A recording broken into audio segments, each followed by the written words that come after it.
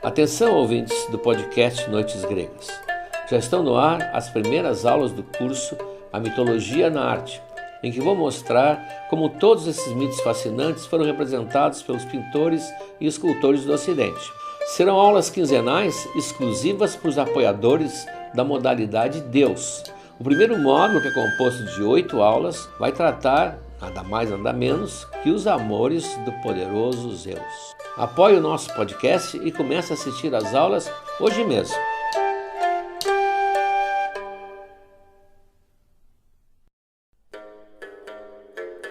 Olá, amigos, seja bem-vindo. Eu sou o professor Moreno e você está ouvindo mais um episódio de Noites Gregas, nosso podcast dedicado aos mitos e às narrativas que herdamos do mundo antigo. Lembro que no site noitesgregas.com.br, para cada episódio eu publico um material extra, textos, vídeos, áudios, de acesso exclusivo para aqueles que nos apoiam. Aliás, precisamos muito desse apoio para manter esse projeto no ar. Visite o site noitesgregas.com.br e saiba como você pode ajudar. Como já aconteceu nos episódios anteriores, eu continuo a responder perguntas enviadas por nosso WhatsApp. Você tem alguma dúvida? Tem alguma pergunta sobre o conteúdo que ouviu? Se você se tornar um de nossos apoiadores, receberá esse valioso número para se comunicar com o nosso oráculo. No episódio de hoje, Atena, a deusa dos olhos brilhantes, ou melhor, Atena, a deusa dos olhos dardejantes.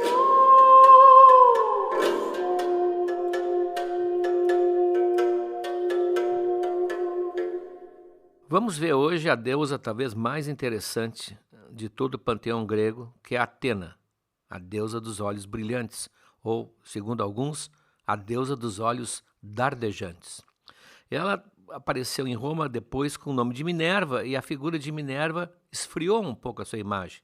Minerva é muito bem comportada. Ela é uma deusa sábia, serena, considerada a deusa da sabedoria por Roma, e não tem o caráter de Atena que nós vamos ver hoje.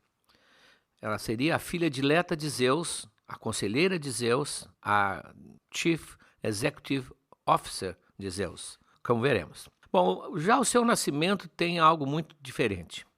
Zeus, entre as suas várias esposas, antes de Hera, como já mencionei aqui, ele casa com Metis, que é a deusa da astúcia, da prudência, aquela mesma que nós já vimos sugeriu que ele usasse um vomitório para fazer os seus irmãos saírem, lembram, da barriga de Crono.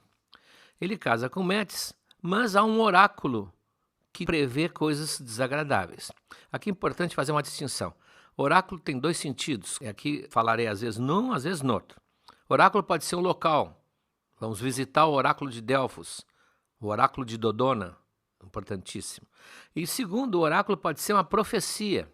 Por exemplo, havia um oráculo que dizia que Laio um dia teria um filho que o mataria, que vai ser o Édipo. Então, quando eu falo em oráculo aqui, agora estamos falando da profecia. Havia um oráculo que dizia que Metis teria um filho e esse filho iria destronar Zeus, e Zeus estava acostumado com essa ideia, ele mesmo tinha destronado seu pai, ou teria uma filha, e essa filha teria um filho e faria a mesma coisa. Então Zeus, querendo manter o seu poder, usou um estratagema, embora a Metis fosse a deusa da astúcia, Zeus era muito astuto também. A Metis tinha a propriedade de se metamorfosear no que quisesse. Ela tinha assim, uma capacidade de mudar de formas impressionante. E ele, então, faz uma espécie de jogo, desafiando-a, por brincadeira, a se transformar em várias coisas diferentes. E, entre elas, ele chega, finalmente, a uma gota d'água. Ele duvida que ela se transforme numa gota d'água. Ela está grávida. É isso que está deixando ele preocupado. E a Metis, sem suspeitar de nada, transforma-se numa gota d'água e Zeus a engole. Zeus a engole, com isso achando que se livrou do problema. É importante notar aqui que Zeus, vejam, está também sujeito aos oráculos. Os oráculos, portanto, não vinham dele. Havia um poder superior, forças mais antigas, que previam coisas às quais Zeus também estaria submetido. Ele engole e, portanto, se mistura no seu corpo a Metis, ele absorve a Metis. Eu já usei aqui uma expressão num desses episódios anteriores, ele fagocita a Metis. Só que junto ele engole também duas coisas.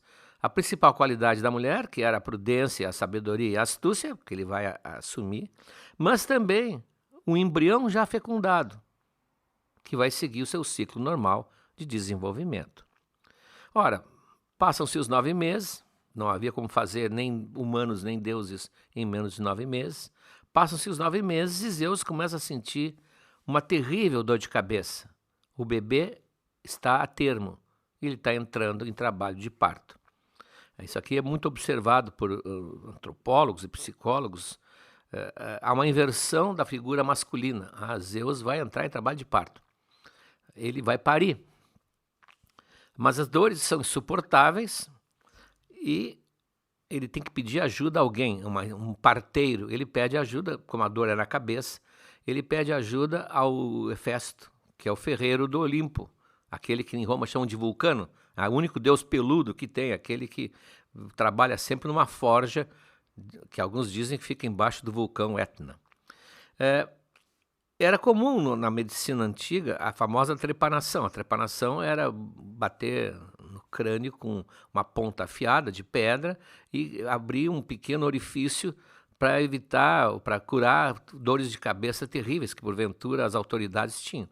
Então isso deve ser um resquício da trepanação, desse hábito de medicina pré-histórica. O Hefesto acerta na cabeça com um golpe de machado e assim vai nascer Atena.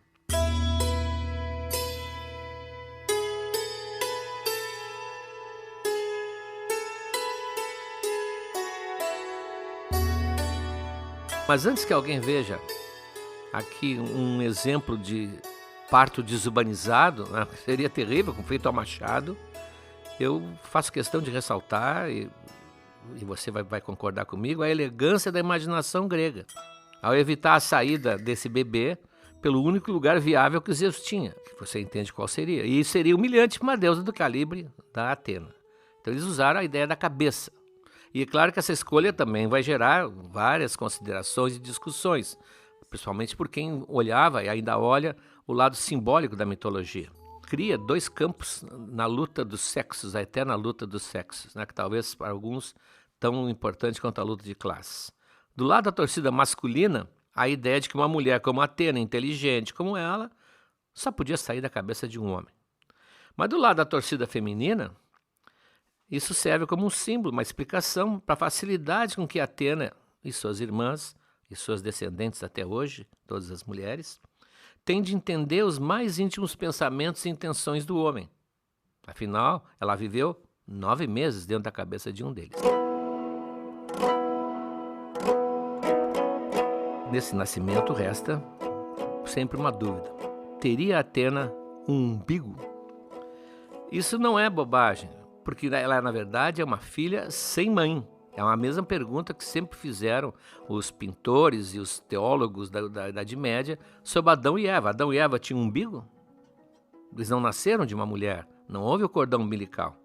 No caso da Atena, nós nunca vamos saber, porque ela jamais é representada despida. Quando havia procissões, havia uma cerimônia de carregar a imagem dela de um templo para o outro, sempre cuidadosamente vestido. Ela está sempre coberta. Então nunca saberemos se ela tinha ou não tinha.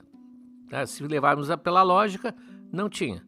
Se pensarmos na mitologia como uma belíssima adaptação estética da realidade, devia ter, e bonito.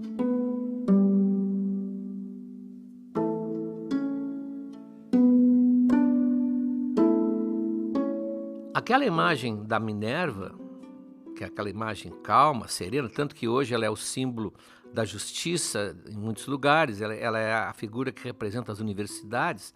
No caso da Atena, não era assim. Ela nasce de uma maneira espetacular, uma maneira assim fabulosa, uma maneira até assustadora. Ela faz uma aparição de teatro. Quando se rompe o crânio de Zeus, ela salta dentro, não chorando. Não tinha aquele choro do nenê que se queixa de estar saindo do lugar bom, indo para o nosso mundo. Ela sai com um grito de guerra ensurdecedor que sacode o ambiente, que assusta os deuses que estavam perto.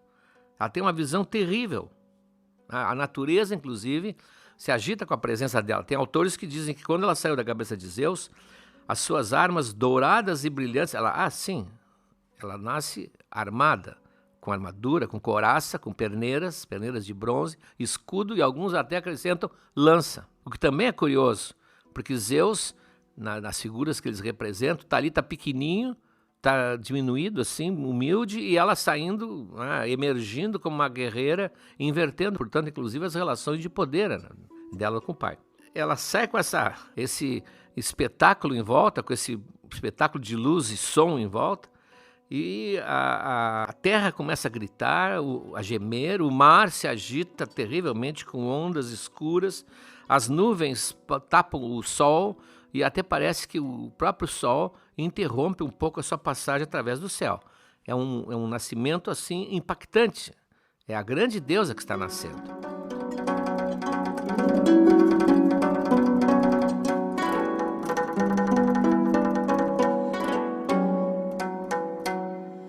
Mas o que mais impressionava nela são os olhos. Os olhos dela brilham.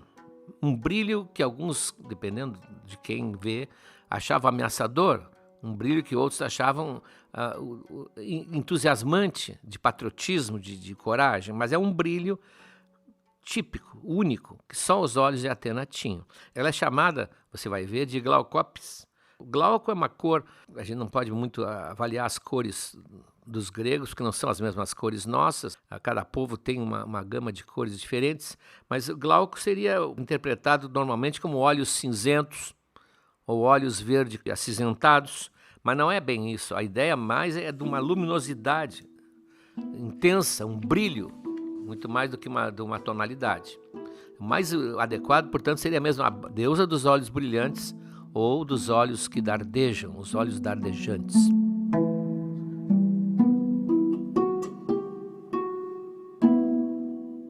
Ela não é criada por Zeus, ela é criada por um rei, o Triton, depois nós vamos falar nele no próximo episódio, e depois ela vai falar com Zeus e diz que ela decidiu permanecer virgem para sempre. É a grande oferta que ela faz a Zeus, porque agora com isso está desarmado o oráculo. O oráculo não vai se cumprir. Nasceu uma filha de Métis, de certa maneira, só que ela não vai ter filhos e, portanto, Zeus não terá quem vá ameaçar o seu poder, como era o seu temor. Como ela não tem mãe, como ela cresceu dentro do corpo do pai, ela vai ter uma relação muito especial com ele. Ela vai ser, assim, a grande conselheira, a grande companheira de Zeus.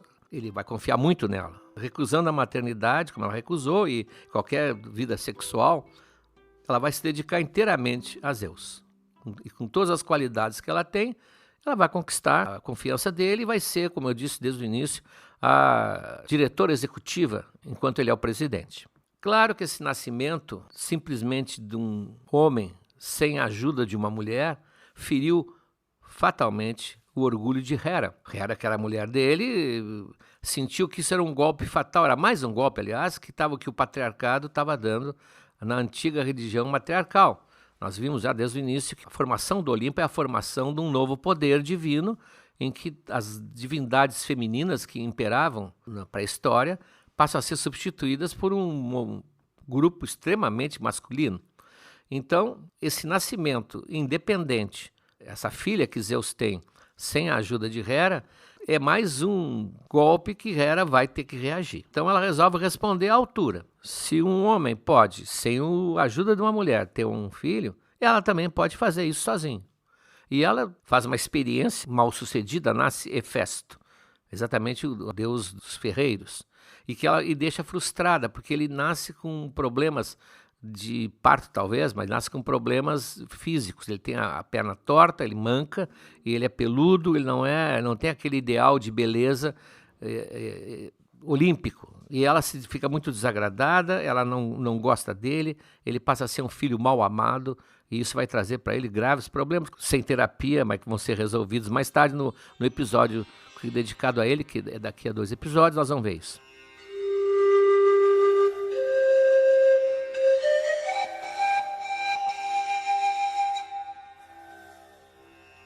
Bom, aqui nós temos um loop narrativo.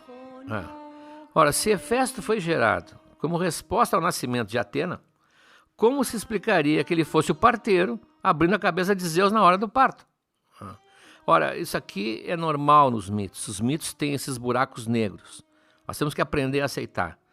O espectador moderno vive apontando falhas de roteiro, tem até sites que mostram isso. Pois bem, um espectador antigo dizia, é assim porque isso aqui devia ser assim, e não sacrifica que a história é boa.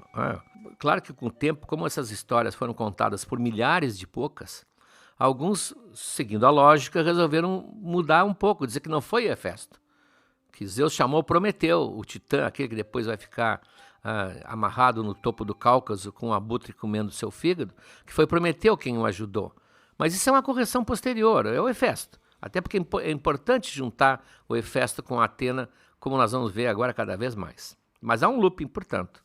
Quem quer aproveitar os mitos, não fique usando a fita métrica e o relógio, porque não é o mundo da medida, é o mundo exatamente das dimensões inconscientes.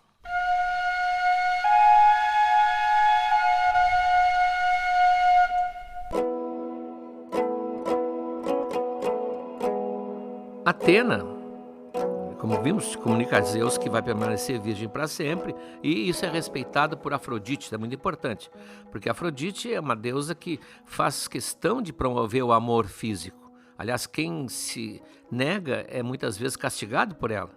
É uma beleza a civilização grega, em que o amor físico, o sexo, o desejo, era considerado obrigatório. E quem se furtava a isso podia receber algum castigo de Afrodite. Mas ela poupa as 3 deusas virgens, as 3 deusas do Olimpo. Aliás, Zeus tem filhas virgens que não vão dar filhos.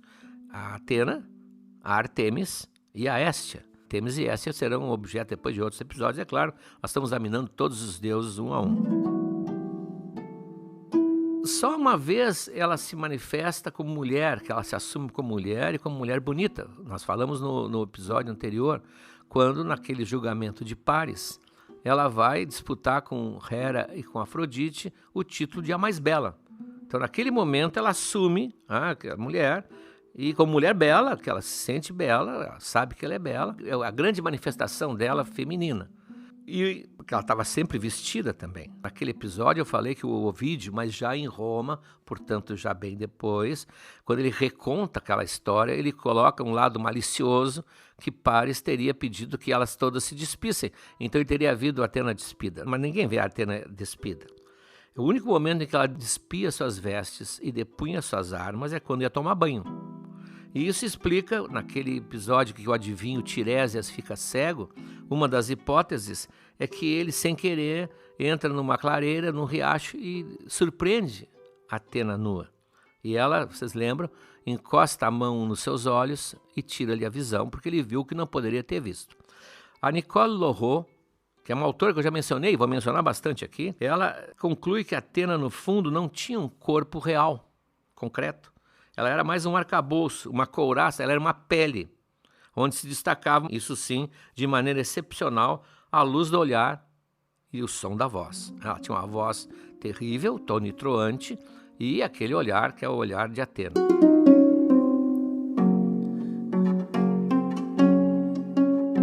Como ela era a deusa de muitas coisas, ela é multifunção, ela é deusa de muitas, realmente muitas coisas, não é só de uma, não é da deusa da sabedoria, é a deusa de várias especialidades.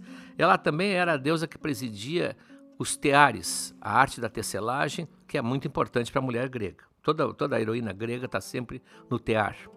E ela, portanto, tecia suas próprias roupas. Numa passagem que nós colocamos no material exclusivo, em que Hera se veste para seduzir Zeus, ali Homero diz que ela veste um véu especial tecido pela própria Atena. Portanto, ela era a rainha do tecido. Mas a outra parte da vestimenta dela, que não eram roupas, eram as armaduras de bronze. A couraça é de bronze, o escudo é de bronze, as perneiras, eles protegiam as pernas, né, com bronze também, para evitar ferimentos. Isso já não era da sua alçada. Isso era da alçada do Hefesto. Hefesto era também um deus ligado aos artífices, mas aos artífices de metal. Então, como se respeitavam muito, mas muito mesmo as especializações no Olimpo, ela ia lá quando precisava de alguma coisa.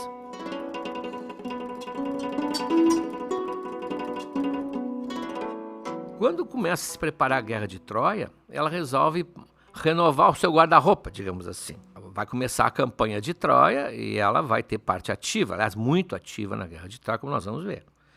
Então ela foi à oficina do Hefesto para encomendar novas armas. Aliás, ela ia lá como se fosse a um ateliê do costureiro. Ele era, na verdade, o costureiro da parte metal, o costureiro metálico.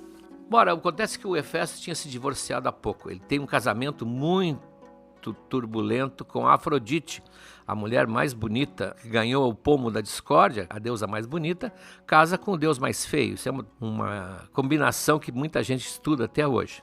E não deu certo, ela o minotauriza, lhe dá cornos de minotauro e ele se divorcia dela. Então ele está sozinho e fica encantado com a beleza de Atena, porque ele tem que medir, ele tem que tomar as medidas. Ele é tipo um alfaiate, um costureiro. Tem que tomar as medidas e ajustes e tal.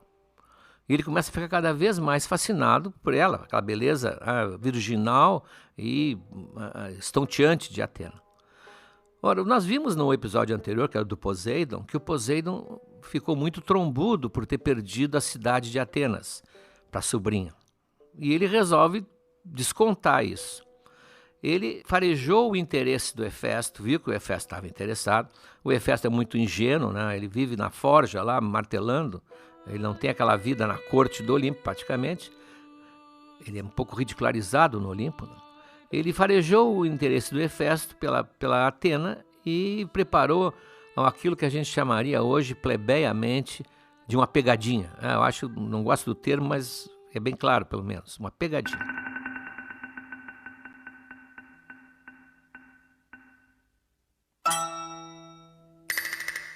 Então ele se aproxima de Hefesto e insinua uma opinião que até hoje muito homem troglodita tem, de que Atena não gostava de homem porque nunca conheceu um de verdade. É por isso. Mas e que ele, Poseidon, achava que tinha notado na sobrinha que ela estava mudando de ideia. Estava talvez se decidindo a tornar-se finalmente mulher. E que ele, Hefesto, era o escolhido. Não via quantas vezes ela tinha ido visitá-lo? Ele só precisava usar um pouco de Poseidon. E ela deve sonhar, talvez, em ser dominada por braços musculosos, assim, de um macho. E aí vai se entregar naturalmente. É o remédio. Isso nós sabemos que muita gente ainda defende essa ideia. E o próprio Hefesto, como nós, ele acaba acreditando no que queria acreditar, né? Isso é inevitável. Ele passa a fazer insinuações, a dizer aquelas frases de duplo sentido. E Atena não entendia coisa alguma, não está acostumada a esse jogo da corte, do namoro. Ela é totalmente virgem também dessas manobras amorosas.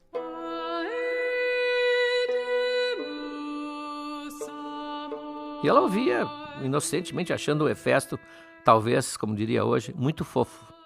Mas ela estava impressionada como o Hefesto era dedicado e empenhado em fazer as suas armas.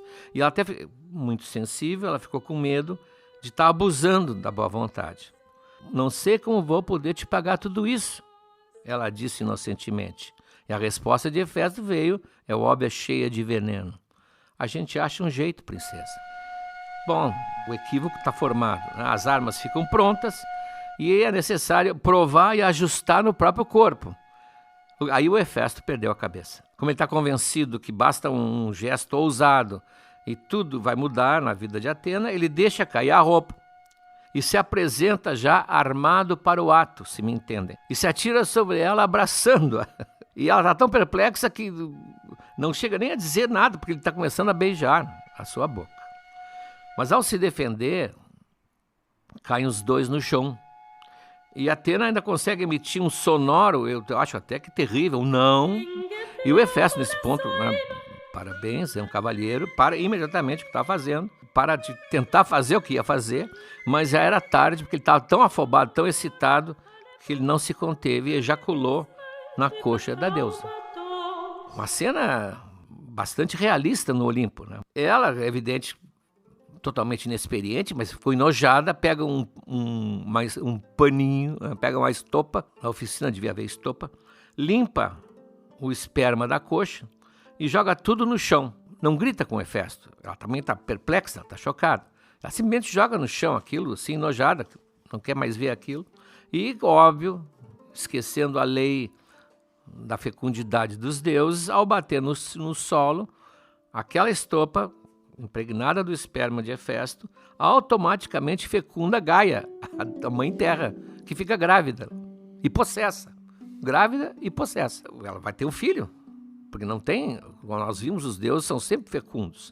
E ela não estava disposta, ela diz que não está disposta a aceitar um produto de uma piada infame, de outros, de mau gosto, do Poseidon. E deixou claro que não ia ficar com a criança. Então, quando nasce a criança, ela simplesmente chama a Atena e entrega nos braços de Atena, que fica perturbada. Porque ela nunca vai ser mãe, mas naquele momento ela está sendo uma mãe. É uma mãe indireta, mas está sendo uma mãe. E ela se julga com a sua ética responsável para aquela criança. Ela não pode abandoná-la. Ela julga que ela tem um comprometimento com a criança e vai levá-la, vai levá-la para alguém criá-lo.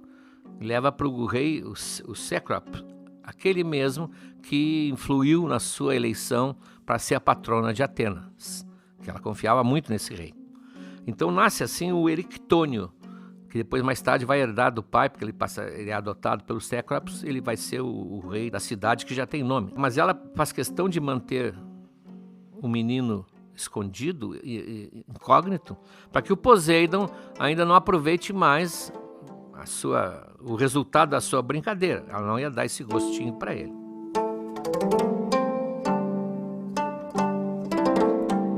É um desastradíssimo ato sexual incompleto, mas é um ato sexual. E com isso vai aumentar muito o vínculo entre Hefesto e Atena. Eles se tornam, na verdade, meio que pais do menino. Então a vida de Atena vai estar muito vinculada a de Hefesto, inclusive nas posições dos templos na Grécia, nos ritos. Eles são colegas de profissão, são ministros, digamos assim, são deuses que presidem as artes e os ofícios. A Atena dos tecidos, da tecelagem, e o Hefesto dos metais. Agora, mesmo que com essa coisa, esse relacionamento incompleto, eles são parceiros de um ato que se concretizou na figura do Erictônio. Mas muito, muito mais importante ainda que tudo isso, e com isso eu vou encerrar, eles compartilham uma estranha e intrigante semelhança. Hefesto é um filho sem pai, irmão de Atena, uma filha sem mãe. A pergunta hoje é de Daniel, do Rio de Janeiro. Tudo bem? Sou Daniel, falo do Rio de Janeiro. Primeiramente, parabéns pelo podcast, muito prazeroso. E segundo, eu tenho duas dúvidas, né? Primeira é sobre a questão do Paris. O Paris tem a ver com o nome da cidade, da capital da França, Paris? E se tem porquê? Ele, no caso, não era nenhum deus, e se tem sentido o porquê, né, dessa ligação. E segundo, podemos ver durante os episódios anteriores que os Zeus, no caso, os deuses já tiveram casos com mulheres mortais. Existe ao contrário? Algum mortal teve caso com alguma deusa? E se teve, qual o mais emblemático? Bom, Daniel, a tua pergunta foram duas, mas tudo bem, eu vou responder uma de nhapa. Primeiro, Paris não tem nada a ver com Paris. Realmente a semelhança poderia indicar, mas como tu mesmo disseste muito bem, Paris não era um deus. Paris é um herói que morre na Guerra de Troia e não teria razão para se criar lá na Europa, centro do continente europeu, uma cidade com o nome de Paris, homenageando ele. Realmente houve hipóteses ligadas a Ulisses, porque Ulisses zarpou em direção à Sicília e, portanto, passa por vários lugares, talvez até pelo Estreito de Gibraltar. Então dizem que Lisboa teria sido fundado por ele, deram aquela ajeitada de Ulisses para Ulissipona, tira o U, sabe como é? Como Machado de Assis dizia, como se transforma o tambor em corneta, o tam vira cor, e o bor vira neta. Bom, então não tem nada a ver. Há várias viagens a respeito, até da deusa Ísis. Deusa Ísis, uma deusa egípcia que ingressou no panteão romano, foi muito cultuada. Então diziam que Paris seria para Ísis. Tudo isso é aquela velha regra do nem tudo que reluz é ouro, nem tudo que balança cai. Não tem nada a ver, tu tem razão, tu estavas cético e continua mesmo sendo cético. Agora a segunda parte que é muito interessante. Realmente os deuses vivem tendo relações, casos amorosos com as ninfas, com as princesas, com as rainhas, alegremente. A tua pergunta é invertendo o sinal. E as deusas? Sim, algumas deusas se relacionaram com mortais. Mas como tu queres conhecer o caso mais emblemático, como tu dizes, só pode estar envolvida a nossa amiga Afrodite, porque Afrodite é uma deusa de vida sexual livre. Não é o caso da Hera, não é o caso da Deméter. A Afrodite escolhe os seus parceiros e os assedia. Ela um dia vai se encantar por um pastor belíssimo de Troia. Parece que os pastores de Troia eram bonitos, porque o Paris também era de lá, o Anquises. E se aproxima dele prudentemente, tirando o seu ar de deusa, porque sabe que se ela aparecer na sua figura divina, ela não consegue nada. Ela vai assustar as mulheres. Além de ser belíssima como ela é, vai ser uma mulher assustadora para um pobre pastor. Então ela se veste de roupas pastoris, muda um pouco o seu ar e se apresenta mas se apresenta realmente dizendo a ele que está encantada com a sua beleza e quer deitar com ele e terminam tendo relações. Quando ele acorda, ela está já afrodítica. E aí ele fica apavorado, e se dá conta com quem que ele dormiu, com a deusa do amor. E ela diz, olha, tu não temas, não vou fazer nada contigo, e eu já estou grávida, e eu vou cuidar desse filho é nosso, e eu vou protegê-lo. E dessa relação nasce o Enéas, o famoso Enéas, que na Guerra de Troia é o único guerreiro que é poupado pelos gregos, não, que consegue escapar dos gregos, porque Afrodite o protege como a mãe protege seu filho. Então houve outros menores, mas o caso mais emblemático é esse, a Afrodite com Anquises. Conta uma versão da história que o Anquises ficou tão impressionado que ficou muito tempo em silêncio. Aí um dia, aquela velha história, numa taberna, talvez em volta de um copo de vinho, ele diz, vocês nem sabem quem eu peguei. E aí os Zeus ficam furiosos e mandam um raio que não chega a matar, mas torra um pouquinho. E por isso que quando termina a Guerra de Troia, o Enéas leva Anquises nos ombros, porque ele está paraplégico. Mas esse foi o grande caso de amor entre uma deusa e um mortal.